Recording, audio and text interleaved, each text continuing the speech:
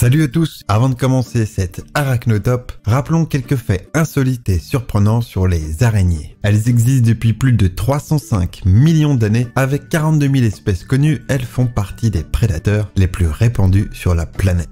Autant vous dire qu'à la question à qui appartient cette jolie planète bleue, on peut facilement répondre sans se tromper, elle appartient aux araignées. Ceci explique peut-être cela, l'arachnophobie est la peur la plus répandue chez les êtres humains. Autre fait surprenant, pour se donner une idée de ce qu'elles représentent sur Terre, les araignées consomment chaque année plus de viande que toute l'humanité réunie. Et oui, 287 millions de tonnes pour les humains contre 300 à 500 millions de tonnes pour les araignées. Et pour vous montrer à quel point elles sont vraiment spéciales, sachez que si l'on met sur une balance toutes les araignées du monde, elles pèsent ensemble 25 millions de tonnes. Quant aux êtres humains, ce chiffre atteint les 287 millions de tonnes. En résumé, elles mangent presque 2 fois plus que nous et pèsent 100 fois moins. On appelle ça être vorace.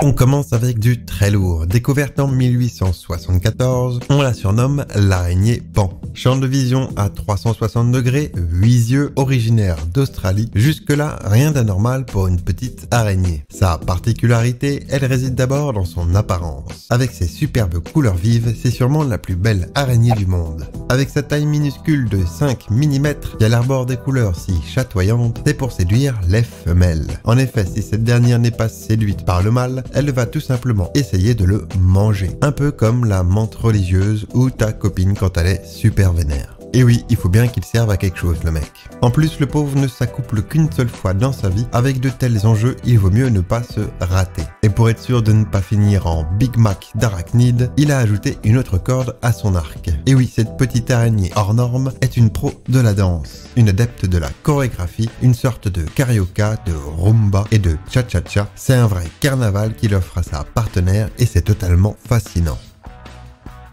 Dans la même famille, obligé que je vous présente sa cousine, l'araignée Pan arc-en-ciel. On la surnomme le plus petit arc-en-ciel du monde. Les mâles sont en effet les seuls à utiliser un arc-en-ciel avec toutes les couleurs pour séduire les femelles. Ces étranges araignées sont étudiées par des chercheurs qui ont recours à la nano-impression 3D pour imiter la stratégie de cette araignée et en tirer des découvertes. Le but, réduire la taille des spectromètres en vue d'applications spatiales. Rien que ça. Ce qui est sûr, c'est qu'on a encore beaucoup de choses à apprendre de la nature et des araignées. Vous connaissez sûrement l'expression « le génie crée et le talent imite ». Moi, j'ai rien d'autre à ajouter. Elle est hype et tendance, elle n'a pas attendu de se mettre sur la toile et sur Tinder pour devenir végétarienne. Cette araignée que l'on appelle Bagheera est tout simplement la seule herbivore qui existe de son espèce. Elle vit au Mexique et au Costa Rica, tranquille, et se nourrit exclusivement de ce que lui offre généreusement l'acacia, son arbre et son meilleur ami pour la vie. Des repas qu'elle partage néanmoins souvent avec les fourmis. Quant à son nom Bagheera, non, vous ne rêvez pas, cela fait bien référence au livre de la jungle. Oui, celui avec Mowgli et écrit par Kipling. Le découvreur de cette espèce était un fan et quand on est fan, on ne fait pas les choses à moitié. Pour la petite anecdote, le mâle de cette espèce a été découvert et décrit en 1896, tandis que pour la femelle, ce n'est que 100 ans plus tard, en 1996, qu'on a eu la chance de la découvrir pour la première fois. C'est un fait étonnant, mais sachez qu'il existe encore des milliers d'espèces d'araignées inconnues et donc à découvrir. On la retrouve sur tous les continents. Sa particularité, la taille et la force de ses énormes pattes. En plus, elle se déplace latéralement comme le crabe, ce qui lui a donné son surnom, l'araignée crabe. L'une de ses capacités extraordinaires est le mimétisme végétal, un camouflage qui adopte la couleur du support sur lequel elle se trouve pour passer bien sûr inaperçue. Oh, qu'est-ce que j'aimerais pouvoir faire pareil. Les fleurs sont son terrain favori pour chasser les petits insectes. Mais si je vous en parle, c'est parce que cela va encore plus loin, puisque ce camouflage visuel est carrément adaptatif. Ouais, vous avez bien entendu.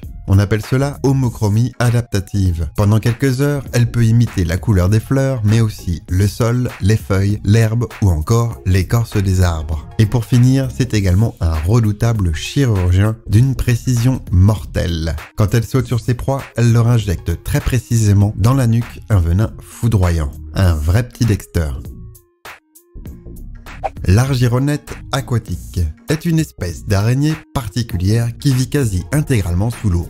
Elle est classée de justesse comme arachnide car elle possède 4 paires de pattes articulées. Je résume, c'est comme avoir 4 roues motrices au lieu de 2. Son venin n'est pas dangereux pour les humains, mais sa morsure est réputée sacrément douloureuse, car ses chélicères, traduisez ses crocs, sont en effet assez puissants pour percer la peau quand même. Fait intéressant, si tu ne le savais pas, les araignées ne piquent pas, mais elles mordent, oui, comme les chiens. Ce qui nous amène à sa particularité extraordinaire, elle est capable de demeurer sous l'eau malgré un système respiratoire issu du monde terrestre. Contrairement à la plupart des animaux aquatiques, elle n'a pas de branchies mais des trachées modifiées. Pour respirer sous l'eau, elle utilise une bulle d'air qui englobe son abdomen et le début de ses pattes.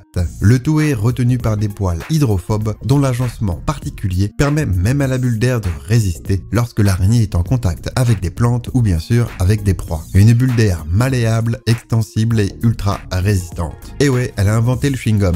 Son système respiratoire est alimenté via cette bulle qui persiste aussi longtemps qu'elle demeure sous l'eau, c'est-à-dire presque toute sa vie. Quand elle n'est pas en mouvement, elle édifie une toile en forme de cloche entre les plantes. Son unique souci est alors d'aller régulièrement chercher de l'air à la surface en faisant ressortir l'extrémité de son abdomen. Et je vous vois venir dans les commentaires. Oui, en résumé, elle utilise son cul pour respirer. Son nom argyronnette signifie toile argentée et vient bien sûr de cette cloche d'air. Ce système est d'ailleurs étudié par des chercheurs comme par exemple les échanges gazeux qui montrent que cette cloche récupère de l'oxygène venant de l'eau. Quant au dioxyde de carbone, et oui, on se demande comment elle fait, eh bien elle l'évacue avec un processus qui fonctionne grâce aux différences de pression. Une sorte de scaphandre ultra moderne. C'est presque de la nanotechnologie. Quand on pense que la nature a inventé ce procédé il y a des millions d'années et qu'on arrive à peine à reproduire ce genre de choses avec des vieux scaphandres tout pourris, ça fait encore une fois réfléchir. C'est la mignonne de ce classement, la saltique chevronnée. Elle fait partie de la plus grande famille d'araignées qui existe avec plus de 500 genres et 5000 espèces, soit environ 13% de toutes les araignées connues. Vous êtes certain d'en avoir déjà croisé une, elle fréquente les habitations, ton oreiller, la salle de bain, mais aussi ton jardin et les milieux ensoleillés. Sa particularité, elle possède l'une des meilleures visions, elle est en effet capable de distinguer les couleurs et les mouvements jusqu'à 2 mètres de distance. Autre atout, leurs sauts qui peuvent atteindre une longueur supérieure à 30 fois leur taille. C'est comme pour un humain de faire des bonds de 50 mètres. Pour cette raison, on la surnomme l'araignée sauteuse, ou encore la véritable Spider-Man. On les reconnaît généralement par le motif de leurs yeux. 2 gros yeux frontaux et 6 latéraux, qui lui permettent de voir à 360 degrés. Même pas besoin d'un casque de réalité virtuelle. Sa stratégie, elle repère sa proie de loin, puis elle s'approche silencieusement avant de bondir dessus. Tiens d'ailleurs, regardez cette petite vidéo assez extraordinaire que je vous ai dénichée.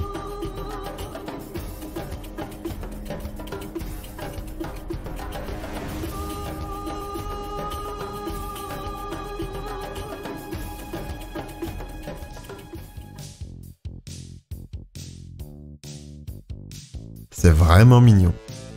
La saltique chevronnée a inspiré plus d'une personne et notamment des films d'animation sur YouTube comme Lucas the Spider, des courts-métrages très mignons qui font le buzz depuis 2018. C'est vraiment super bien fait et je vous encourage à y jeter un œil. Je mettrai un lien dans la description.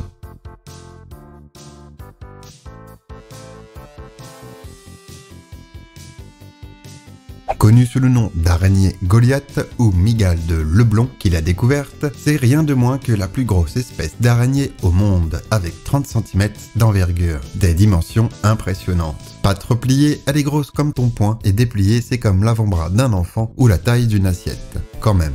On la reconnaît facilement à son céphalothorax, traduisez ses fesses, qui contrairement à celui des autres mygales est complètement rond. Ajoutez à cela des crochets de 2 cm, un tempérament agressif, un venin neurotoxique, une morsure très douloureuse et une durée de vie de 3 à 15 ans et on a un prédateur qui frôle la perfection. Elle est d'ailleurs une héroïne de nombreux films et à l'origine de nombreuses légendes. On la retrouve par exemple dans le film culte Arachnophobie sorti en 1990 ou dans Brasil ou dans des séries comme Warhouse 13 et bien sûr beaucoup de nanars.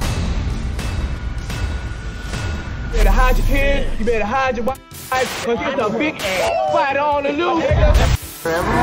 You could be, without question, the biggest fight out.